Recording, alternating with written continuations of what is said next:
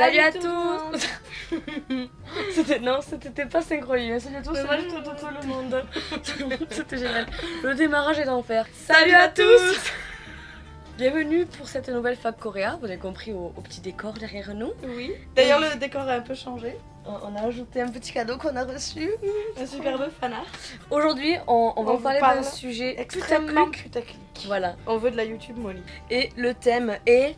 Le plan Corée. On fait des... Mon père il était du mal. Voilà.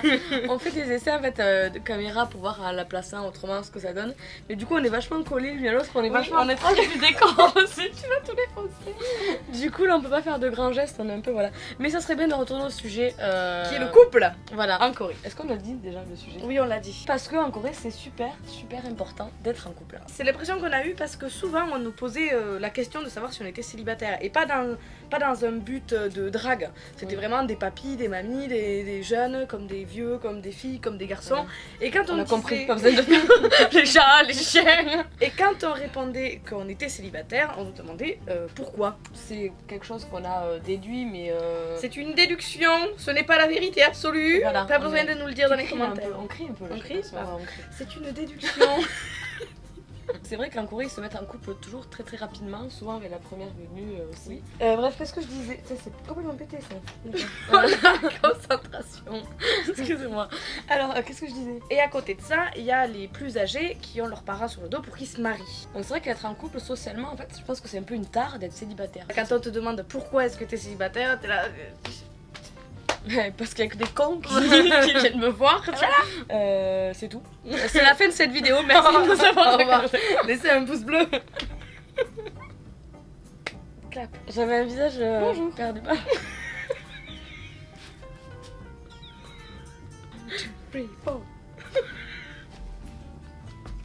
Donc en Corée, tout est fait pour les couples. Il y a au moins 4 fêtes qui sont pour les couples. La Saint-Valentin, le White Day, le Black Day qui est pour les célibataires et le Pepero Day. Bon, c'est plus une fête commerciale, C'était dur. Hein.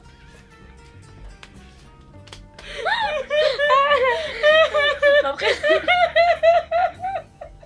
Ah, ça va être dur cette vidéo. Mais en Corée, c'est tellement vendeur le couple que ça marche et on voit ça aussi, il y a plein d'événements faits pour les couples. Des événements par exemple dans les parcs d'attractions, vous avez des tarifs réduits ou des repas exprès pour couples ou plein d'endroits où on peut se prendre en photo, des photozones pour des couples. Et même des émoticônes cacao spéciales pour couple hein, avec le garçon et la fille. D'ailleurs c'est très stéréotypé parce que la fille elle fait que râler. Et le mec qu'est-ce qu'il fait? Il se fait pardonner. Les Coréens en couple, ils le montrent. Ils se roulent pas des gros patins dans la rue. Oui, mais ils sont là. Il y a des couples, ils sont mignons, mais il y en a. Tu vois que c'est joué. C'est joué. Enfin, ça donne l'impression que c'est joué. C'est vrai que les couples se remarquent beaucoup en Corée. Notamment aussi parce qu'ils ont souvent les habits de couple. Les bagues, les...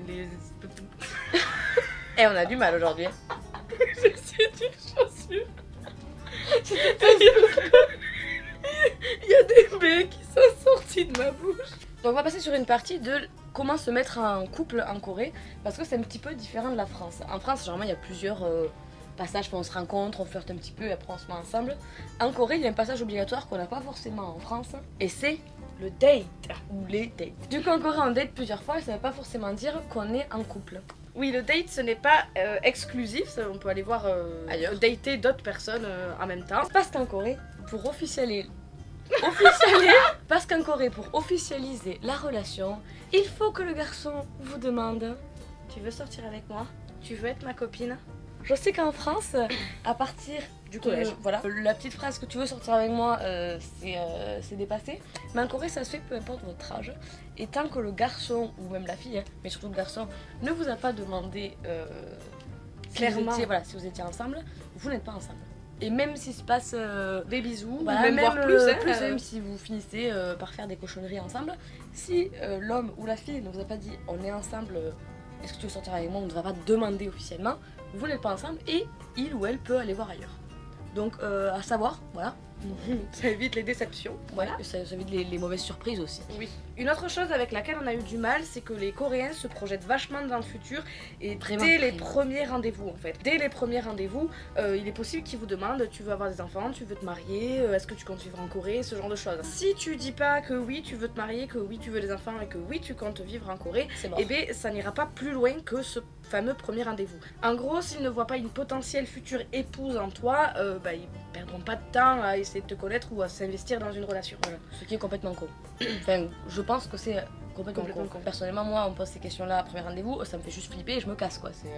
Oui. Voilà. Mais en Corée, c'est normal. C'est dommage parce qu'au final, il y en a plein qui vont arrêter de vous recontacter si vous dites non. Parce que pour eux, ça ira pas plus loin que juste 2-3 dates. Alors que pour vous, ça pourrait aller plus loin, mais vous voulez juste avoir plus de temps pour savoir si c'est possible ou pas. Avec quoi. cette personne. Voilà. Nous, quand on me demande est-ce que tu veux te marier et avoir des enfants, je me dis est-ce que je veux me marier et avoir des enfants avec la personne qui est en train de me le demander. Voilà. Je me dis pas dans un futur lointain. Dans un futur lointain, je m'en fous, je sais pas, on verra. Ouais.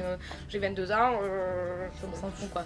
voilà. Mais en Corée, c'est pas comme ça. Ils font vraiment, dès le premier rendez-vous, ils s'imaginent, ils vérifient s'il y a une comptabilité, non pas comptabilité. Ils vérifient directement s'il y a compatibilité ou non avec la personne avec qui ils sont en rendez-vous. Tout ce qu'on dit là, ça marche pas avec tous les Coréens C'est forcément. une généralisation. Voilà. C'est bien entendu, tout un peuple ne réagit pas pareil et tout le monde n'est pas pareil. Et une autre chose qui nous a surpris, c'est que... une autre chose qui... Et la dernière chose qui nous a un peu surpris, Putain, je vais pas y arriver. Une autre chose qui nous a... Une autre chose qui nous a...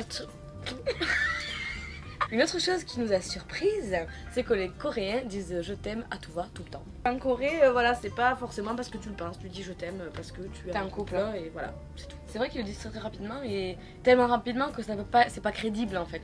Et donc je suis sortie avec un garçon qui me disait je t'aime et je lui ai dit mais arrête de faire ça parce que ça m'énerve. Et oui, la meuf très sympa. Et après il faisait la gueule parce que je lui disais pas, je disais mais je t'aime pas, donc je vais pas te le dire. J'ai dit je t'aime bien mais je t'aime pas, je vais pas te dire je t'aime, c'est un mensonge, j'aime pas mentir. Tu vois. Moi je suis franche, je t'aime pas, qu'est-ce que je te dis ça. Une dernière partie sur bien quelque chose qui vous intéresse certainement, c'est les couples mixtes. On demande souvent ce qu'est le pire entre filles étrangères ou hommes étrangers dans des couples mixtes. Et en fait, nous, notre avis, c'est que peu importe qui La est configuration. l'étranger, voilà la configuration du couple, c'est toujours la meuf qui est une tepu. Oui. Si la fille est coréenne, c'est une traîtresse parce qu'elle va avec l'étranger. Et si la fille est étrangère, dans tous les cas, on est des filles faciles. On les dit depuis parce qu'on est étrangère, Voilà. dans tous les cas. Et le mec est plutôt un BG. Après, dans le cas où l'homme est étranger, généralement il va être dévisagé. Enfin, dans tous les cas, on est dévisagé. Tous les couples mixtes sont dévisagés. Quand c'est l'homme qui est étranger, il va être dévisagé parce qu'il vole une coréenne. Mais je pense que la coréenne, elle va prendre plus de réflexion que l'homme étranger. Et dans le cas où c'est l'homme qui est coréen et la fille étrangère va prendre des réflexions, mais elle va pas les prendre. Enfin, ils vont parler en coréen entre eux et... parce que les étrangers ne comprennent pas le coréen. On pense que c'est plus facile pour une relation à long terme quand l'homme est étranger, parce que vu que la fille est coréenne, les enfants seront élevés dans la tradition coréenne. Donc là, pour la famille coréenne, la belle famille, ça passe mieux que quand la fille est étrangère, parce que du coup les enfants ne seront pas élevés dans la tradition coréenne, du coup ça pose plus de problèmes pour être accepté. C'est qu'un avis extérieur, parce que moi je t'ai coupé. J'allais Donc on dire n'est pas aussi certaine. Voilà. qu'une fille étrangère avec un garçon coréen, ça passera mieux si le garçon coréen n'est pas le premier-né, évidemment. Voilà. C'est pas dans toutes les familles, il y a des familles qui vous accueilleront à bras ouverts et qui seront très contents, mais c'est vrai que généralement dans les familles plus traditionnelles, c'est plus compliqué quand la fille est étrangère. De ce qu'on a vu, on est prête à écouter tous vos retours. D'ailleurs, si vous êtes en couple, vous, sur du long terme avec un coréen, comment vous le vivez ou avec une coréenne. Nous, on aime voir tous les retours des gens, c'est les chouette. retours des gens, c'est cool. Donc maintenant, pour la relation à elle-même et pas forcément le regard des autres. Parce qu'on sait que voilà, couple mixte, vous serez forcément dévisagé. Mais dans le couple, il y a quelques problèmes qui peuvent se poser, notamment déjà à cause de la barrière de la langue et la barrière culturelle. Alors je vais pas dire culturelle, mais plus une vision du couple différente en fait. En Corée, l'homme il est censé protéger la fille, et quand on est une fille occidentale, ça peut être assez lourd d'être assisté tout le temps. Oui, d'être assisté, c'est le bon. Même si au début c'est oh, une c'est princesse, mignon, mais trop bien. tout le monde casse-toi comme j'ai besoin de mon espace vital. Rien que le fait de vouloir payer l'addition au moins une fois pour faire plaisir à ton copain, et voilà, même ça, c'est compliqué des fois. Quoi. Bon après ça, les Coréennes elles payent aussi l'addition à leurs copains. Oui, mais des fois, il faut qu'elles se battent. Oui, il faut qu'elles se battent. Le fait qu'on parle des langues différentes, ça mène à des incompréhensions parce qu'on n'a pas toujours la bonne traduction pour ce qu'on ressent vraiment ou ce qu'on veut vraiment expliquer. Et du coup, il y a des fois, ça peut être très frustrant. en fait, à la longue. Et ensuite le problème c'est qu'il y a une conception différente du couple en France ou en Corée, puis dans d'autres pays et la Corée. Donc ce qu'on disait justement, l'homme qui est très protecteur, et aussi le rapport à l'argent. Personnellement moi j'étais en couple pendant 6 mois avec un Coréen, et le gros problème qu'on a eu c'était l'argent en fait. Parce qu'il payait tout et que ça me gonflait et que je voulais payer aussi mais que c'était assez difficile, et puis surtout on n'avait pas le même niveau de vie, donc c'était un petit peu compliqué.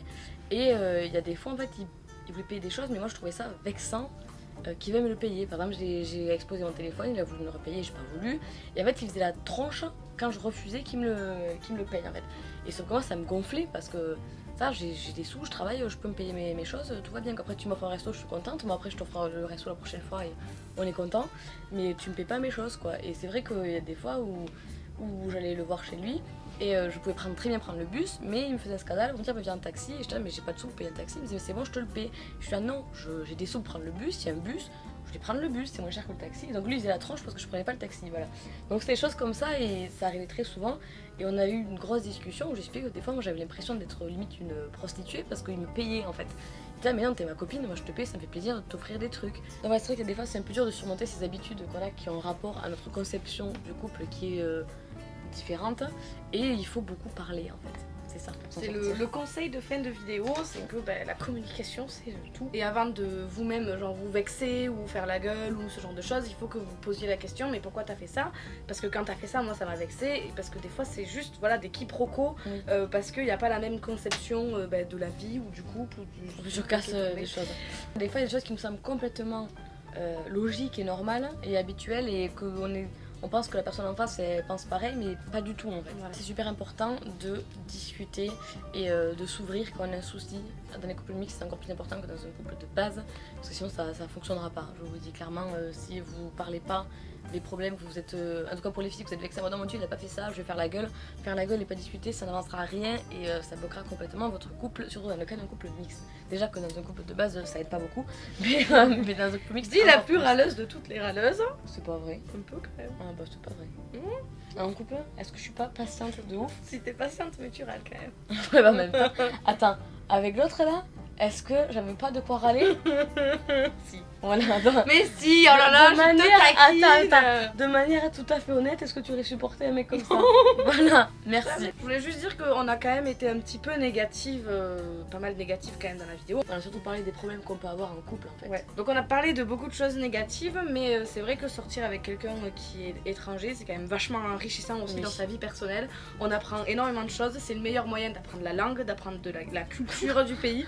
Comment ça fait trop intéressé? Ouais, je suis avec toi, comme ça je peux apprendre la langue. On comprend plus de choses sur la culture, sur plein de choses en fait, et on a une explication à côté, puis lui aussi on peut échanger sur voilà moi dans mon pays c'est pas comme ça et moi dans mon pays ça se passe comme ça, et c'était super intéressant de voir ça et d'échanger. Donc là on avait parlé du négatif dans cette vidéo, mais il y a beaucoup de points positifs aussi qu'on effleure que là, et où c'est super d'être en couple mixte, et pas forcément un couple avec un Coréen. On parle de tous les couples mixtes, je pense que tout le monde se retrouvera là-dedans. Il y a beaucoup de problèmes, il y a beaucoup de difficultés, mais après ça apporte beaucoup aussi comme tous les couples. C'est un peu con ce qu'on dit en fait. Parce que on vous aime aussi les Français, voilà. Soyez pas déçus quoi. Mais je pense que cette vidéo est terminée. Oui. On espère qu'elle vous a plu. Ouais. Et puis encore une fois, merci beaucoup pour la Korea Day. Ça nous a fait grave plaisir. Extrêmement encore merci pour tous les petits cadeaux. On les a pas tous montrés, mais ils sont tous très bien. Voilà. On en a mangé quelques-uns déjà. On a recueilli 300 € pour la caméra grâce à vous. Donc merci beaucoup. Merci énormément. Voilà, ça nous fait la moitié du prix de la caméra. Du coup, normalement, on va l'acheter dans 1 ou 2 mois, ça sera bon, on pourra l'avoir. Dans tous les cas, on l'achètera avant de repartir en Corée. Voilà. Donc avant le 26 juillet, on vous la prendra en photo, on vous la montrera sur les réseaux sociaux. À l'achat. Enfin voilà, c'est vraiment énorme. Merci, c'est trop bien et merci. C'est trop cool. Et puis du coup, comme on l'a dit dans les lives, on sait pas si vous êtes au courant, on repart en Corée le 26 juillet et au mois de septembre, on part à Taïwan. Attends, il est où? On fait la pub pour le petit futé. Si vous nous regardez, on veut bien travailler avec vous. Il n'y a pas de problème. Voilà, petit message. Ça va être la période crash test pour savoir si on part après en PVT ou pas à Taïwan. Si vous êtes déjà allé à Taïwan et que vous avez visité des lieux et vous pensez qu'il faut absolument qu'on y aille, vous pouvez nous les envoyer par commentaire, mail, message sur la page. Voilà. Vous voulez, Et pareil, même si vous n'avez jamais été à Taïwan mais que vous avez entendu parler de lieux et que vous aimeriez bien qu'on fasse une vidéo là-dessus, envoyez-nous-les et on essaiera de caser ça dans notre mois. Ou voilà. On connaît pas du tout le pays, on parle pas du tout chinois, ça va être vraiment l'aventure complète. On vous montrera toute notre aventure là-bas. Oui, on est trop excités, je suis trop excitée, j'adore, Ouais, on est trop contente. Donc on se retrouve lundi 5 sur YouTube pour le live de cette vidéo Le couple en Corée. On vous répondra aux questions sur le couple en Corée, on écoutera éventuellement vos retours, vos avis, puis on échangera là-dessus. Et puis on vous embrasse bien fort, des kissouilles, plein de bisous sur vos joues et des paillettes, des cacahuètes et du love.